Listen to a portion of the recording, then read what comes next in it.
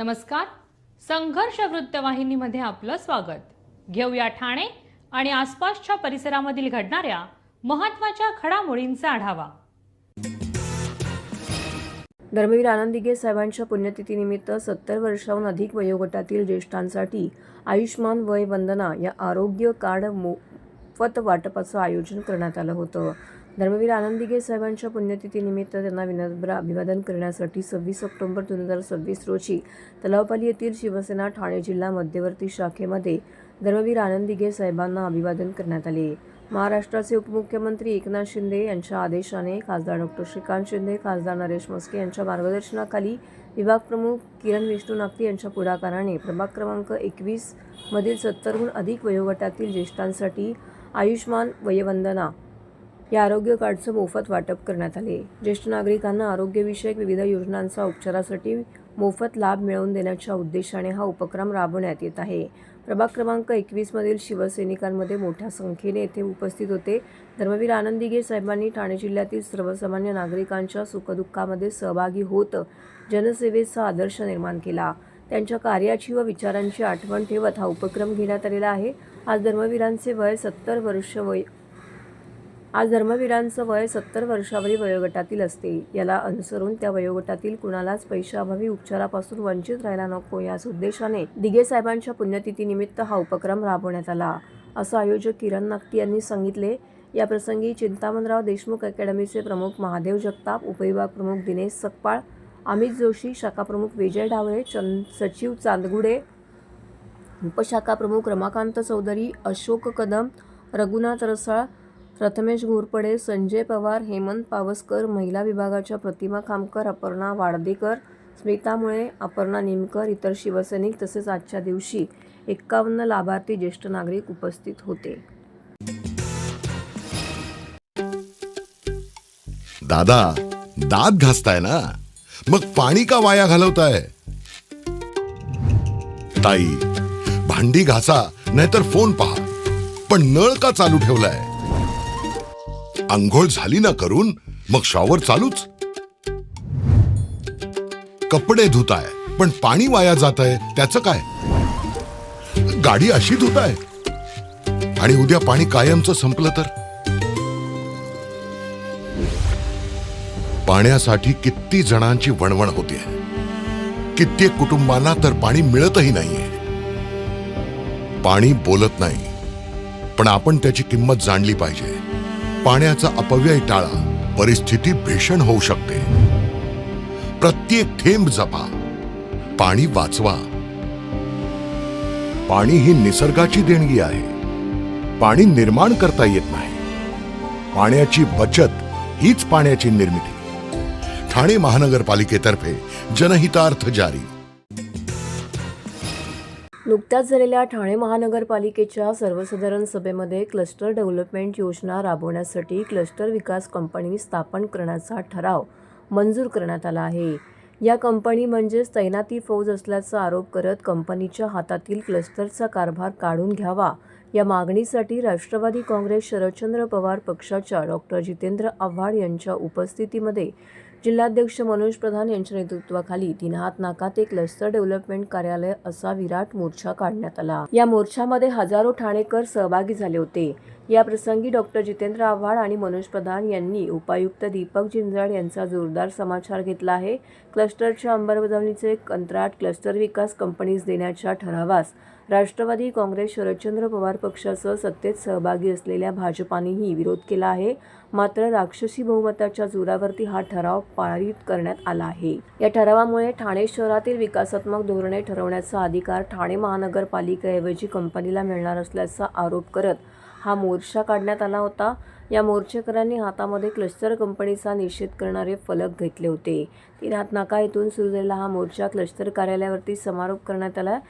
यावेळी डॉ. जितेंद्र आव्हाड म्हणाले, आज ठाण्याला पाणी मिळत नाही, रस्त्यावर ट्रॅफिक कसं आहे तुम्हाला माहिती आहे. नगरसेवक निधीत कपात केली आणि 130 कोटी रुपये त्या कंपनीला दिलेत.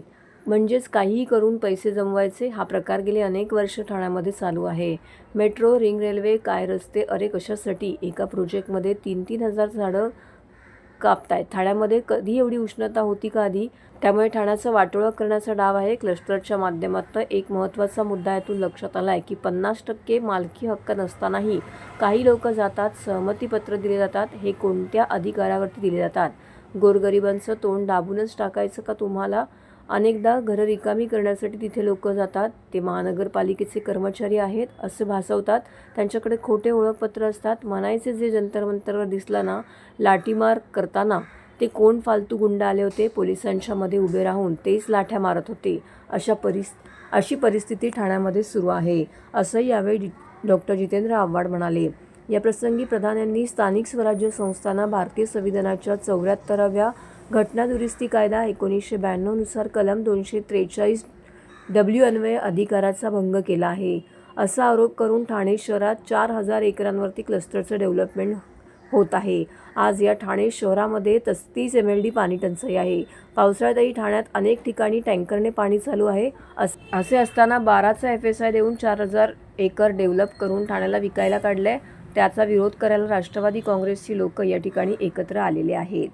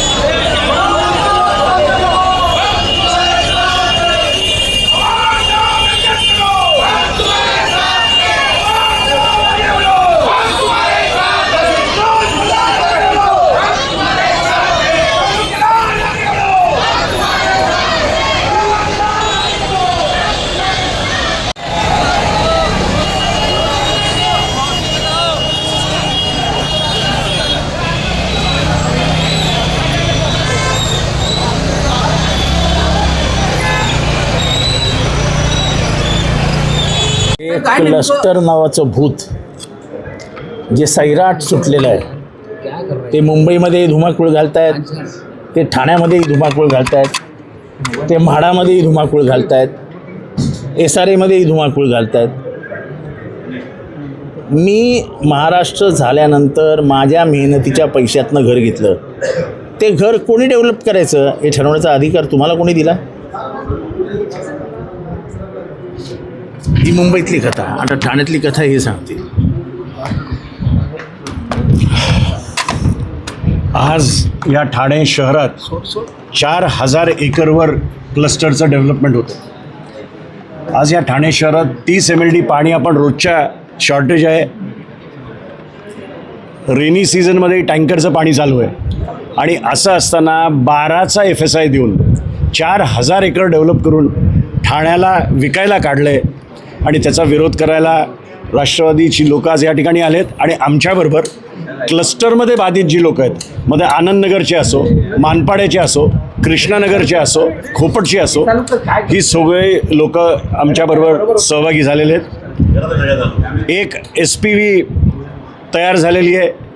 त्या कंपनीबद्दल कोणाला काही माहीत नाही, पण त्या कंपनीच्या मार्फत हे क्लस्टर डेव्हलपमेंट होणार आहे. आमचा या कंपनीला विरोध आहे. महासभेच्या ज्या हक्क आहेत ते काढून एका कंपनीला देण्याचा हा डाव आहे. पण ठाण्याच्या नागरिकांनी डोळे बंद करून ऐकून घ्यायचं. हे दिवस आता संपले. राष्ट्रवादी काँग्रेस आक्रमकपणे रस्त्यावर उतरेल. तसंच आमच्या मनात काही प्रश्न आहेत की महानगरपालिकेने 130 कोटी रुपये या क्लस्टरला दिले. तो खर्च कशावर झाला आणि दिले कशाला आणि का दिले? आणि 130 कोटी तुम्ही आज ठाण्यातल्या गरीब लोकांचे 12% आणि 20% प्रॉपर्टी टॅक्स वाढवत आहे. आणि असे 130 कोटी रुपये तुम्ही एका क्लस्टरच्या एका प्रायव्हेट कंपनीला देताय. नावं जाहीर करा. याच्या मागे कोण आहे? जी कंपनी SPV बनवत आहेत त्याच्यामध्ये नावं जाहीर करा. आम्ही 12चा FSI तुम्हाला घेऊन देणार नाही. गरिबांना घर मिळालंच पाहिजे, त्याच्या मागे आम्ही सगळे आहोत.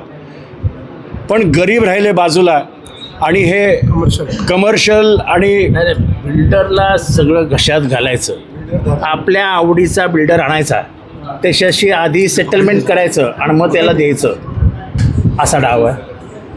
प्रश्न एवढाच आहे, जसं मनोजनी सांगितलं तसं की 30 MLD पाणी आज कमी आहे. आज ठाण्याला पाणी मिळत नाही. रस्त्यावरती ट्रॅफिक कसं आहे तुम्हाला माहिती आहे. ही सगळी परिस्थिती असताना तुम्हाला रस्ते बुजवायला, रस्ते नवीन करायला पैसे नाहीत. नगरसेवक निधीला कट मारला आहे. नगरसेवकांना माहीत पण नसेल अजून बिचाऱ्यांना. 30%चा आदेश आला. हे नगरसेवक निधी किती होता? 1 कोटी, 1.5 कोटी. म्हणजे आता यांना देणार निधी 50 लाख रुपये, प्रभाग सुधारणा निधी. त्याला कट मारला. मग 130 कोटी रुपये कोणाच्या खिशातनं तुम्ही त्या कंपनीला दिलेत? म्हणजे काहीही करून पैसे जमवायचे. हा जो काय प्रकार गेले अनेक वर्ष ठाण्यात चालू आहे, मेट्रो, रिंग रेल्वे, काय रस्ते, अरे कशासाठी?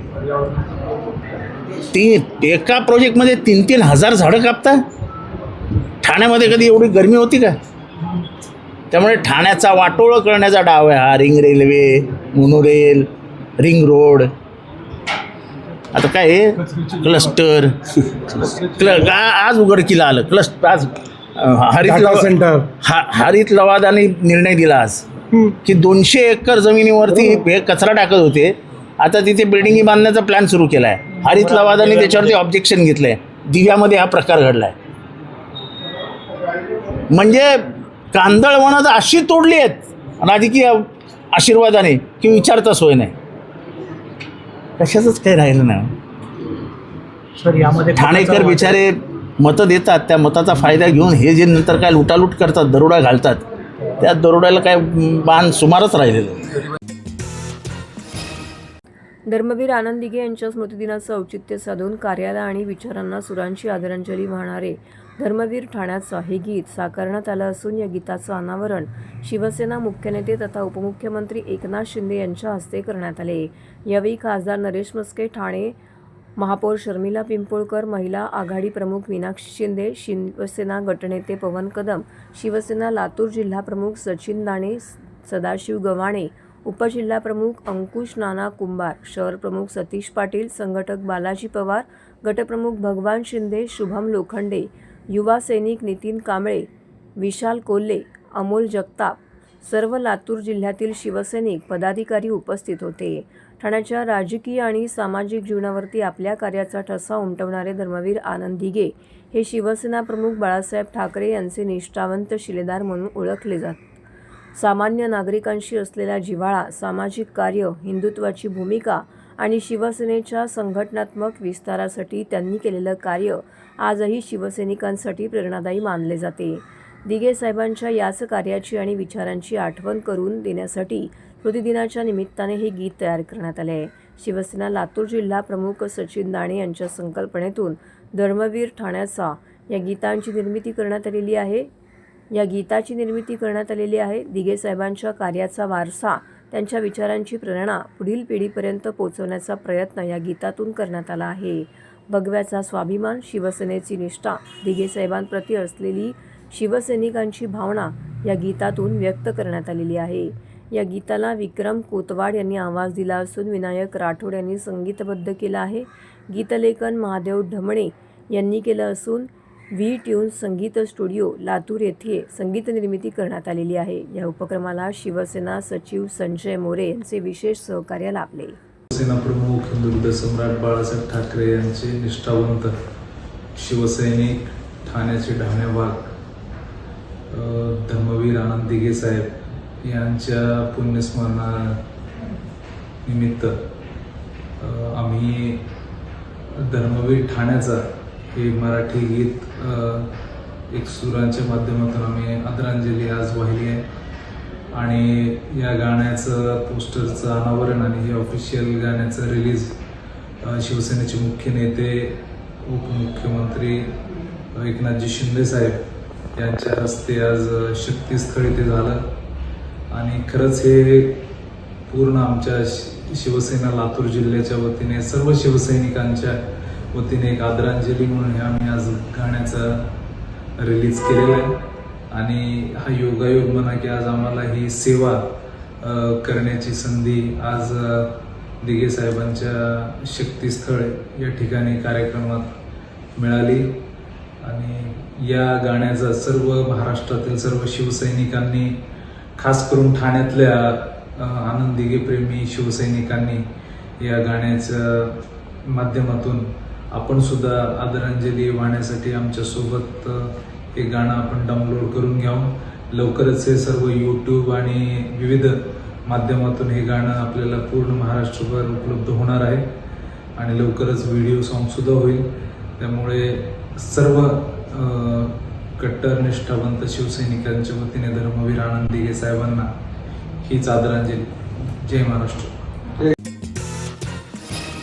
समाजातील प्रत्येक घटकांपर्यंत दर्जेदार नेत्रसेवा पोहोचवून नेत्रविकारांचे लवकर निदान आणि टाळता येण्याजोग्या अंधत्वाला प्रतिबंध करण्याच्या उद्देशाने धर्मवीर आनंद दिघे युवा प्रतिष्ठान, श्री रामकृष्ण चॅरिटेबल ट्रस्ट यांच्या संयुक्त विद्यमाने मिशन नेत्रदूत दृष्टी वाचवूया, आनंद पसरूया ही व्यापक मोहीम हाती घेण्यात आली आहे.